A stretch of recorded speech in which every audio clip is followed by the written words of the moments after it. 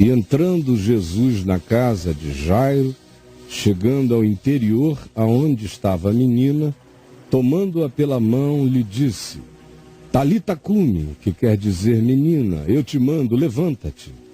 Imediatamente a menina se levantou e pôs-se a andar, pois tinha 12 anos.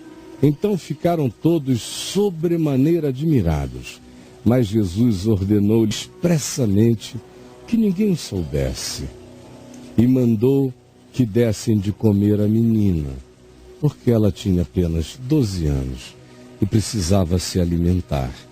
Mas ordenou-lhes expressamente que ninguém o soubesse. Ele veio para dar vida, não para fazer propaganda de milagres. Tendo Jesus partido dali, de Cafarnaum, da casa de Jairo, foi para sua terra, e os seus discípulos o acompanharam. Saiu, entrou precisamente no lugar aonde ele tinha escolhido para habitar, à beira-mar, que era, portanto, Cafarnaum. Chegando o sábado, passou a ensinar na sinagoga e muitos ouvindo se maravilharam. Na realidade, ele saíra de Cafarnaum e fora para Nazaré, lugar aonde fora criado. E chegando o sábado, em Nazaré, não em Cafarnaum, passou a ensinar na sinagoga. E muitos que o conheciam a vida inteira, ouvindo-o, se maravilhavam, dizendo: de onde vem a ele, a Jesus, estas coisas? Que sabedoria é esta que este rapaz recebeu, que lhe foi dada? E como se fazem tais maravilhas por suas mãos?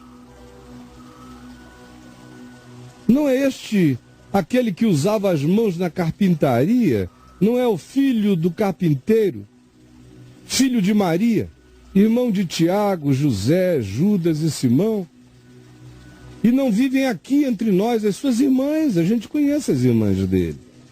E assim escandalizavam-se, chocados, se maravilhavam e se escandalizavam, perplexos e ao mesmo tempo enraivecidos por não discernirem e não saberem de onde lhe vinha tal sabedoria, graça e entendimento.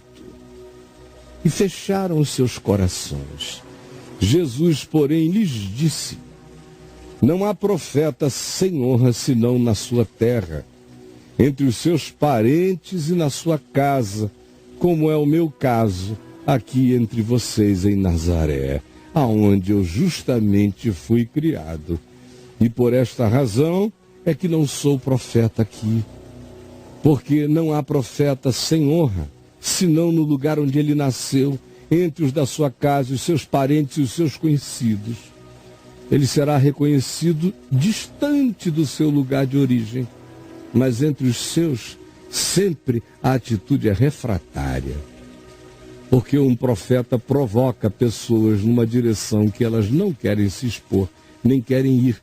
Por isso, com o profeta, ninguém quer intimidade. É desconfortável a existência de um ser que vive coerentemente o que pensa, o que crê e o que ensina.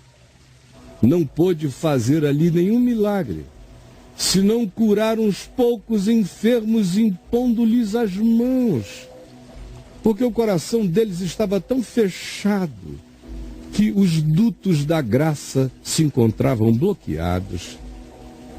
E Jesus admirou-se da incredulidade deles, ficou chocado com a incredulidade dos da sua casa, dos que o conheciam desde sempre. Admirou-se da incredulidade dos familiarizados. Contudo, percorria as aldeias à volta, ensinando a palavra. Chamou Jesus os 12 apóstolos e passou a enviá-los de 2 em 2, dando-lhes autoridade sobre os espíritos imundos. E ordenou-lhes que nada levassem para o caminho, exceto um bordão,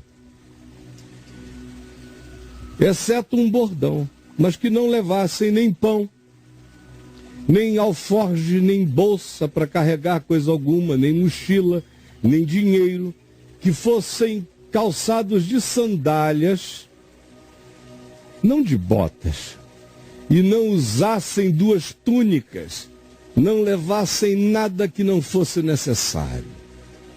E recomendou-lhes: quando entrardes em alguma casa, permanecei aí até vos retirardes do lugar.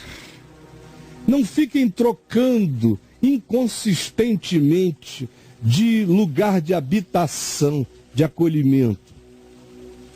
Se em algum lugar não vos receberem, nem vos ouvirem, ao sairdes dali, sacudi o pé dos vossos pés, deixem para trás tudo, não levem nada, deixem, porque o que vocês deixarem será testemunho contra a atitude deles.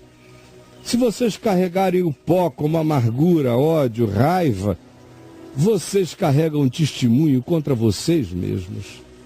Então, saindo os seus discípulos, pregavam ao povo em todos os lugares, convidando-os a que mudassem de mente, de vida e se arrependessem, tomando uma nova consciência do que era viver para Deus.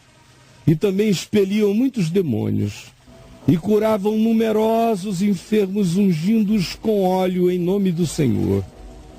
Ora, chegou este fato, ao conhecimento do rei Herodes, de que agora havia Jesusinhos andando por aí. Os seus discípulos estavam indo de aldeia em aldeia e os milagres e a graça que havia em Jesus estava se repetindo, se manifestando através dos discípulos do Evangelho.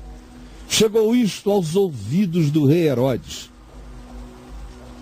porque o nome de Jesus já se tornara notório em todos os lugares. E alguns diziam: João Batista ressuscitou dos mortos, e por isso nele operam forças miraculosas. Isto apavorava Herodes, porque Herodes tinha mandado decapitar João Batista por causa do corpinho gostosinho de uma menina chamada Salomé. Outros diziam: é Elias. Ainda outros diziam: é profeta como um dos profetas do passado.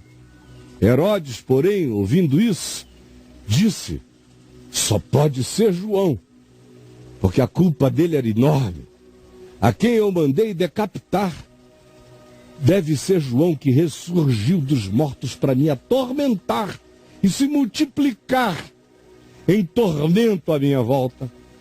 Sim, porque o mesmo Herodes, por causa de Herodias, mulher do seu irmão Filipe, Herodes no norte do país, com quem ele tinha um caso, e depois tomara a do seu irmão e se casara com ela à força, porque ele era um Herodes mais poderoso.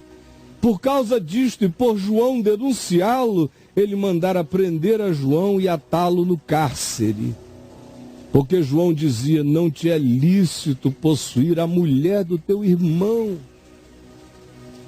E Herodias o odiava João, querendo matá-lo, e não podia, porque Herodes temia João. João não tinha nada, nenhum poder, mas falava a verdade com caráter e integridade, e era um profeta de Deus. Por isso Herodes temia João, sabendo que João era um homem justo e santo, e o tinha em segurança. O prendeu, mas não permitia que o molestassem além da prisão. E quando o chamava e o ouvia, porque eventualmente ele chamava João e João pregava a ele, ele ficava perplexo e o escutava de boa mente e dava razão a João, mas não se convertia àquilo que ele mesmo aprovava. E chegando um dia favorável, todavia, em que Herodes, no seu aniversário natalício, deram um banquete aos seus dignatários, aos oficiais militares e aos principais da Galileia, entrou a filha de Herodias e, dançando, agradou a Herodes e aos seus convidados. Então disse o rei Herodes à jovem: vem cá, minha filha, Pede-me o que quiseres e eu darei a você.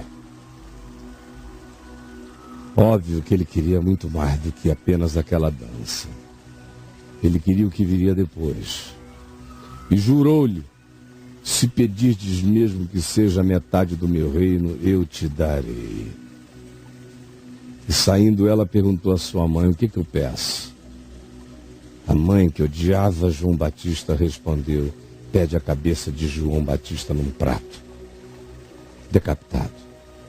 No mesmo instante, ela voltou-se apressadamente, rebolativamente, junto ao rei e disse: o que eu quero é que agora mesmo, sem demora, tu me des num prato a cabeça de João Batista.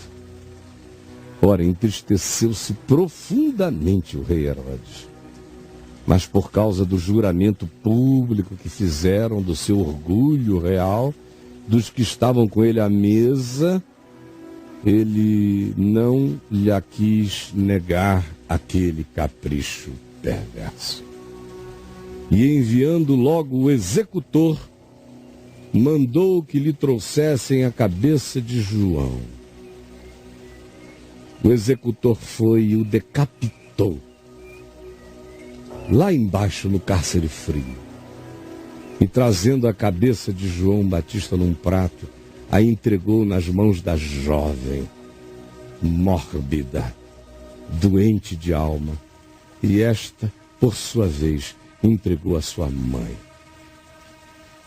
Os discípulos de João Batista, logo que souberam disto, vieram, levaram-lhe o corpo e o depositaram num túmulo.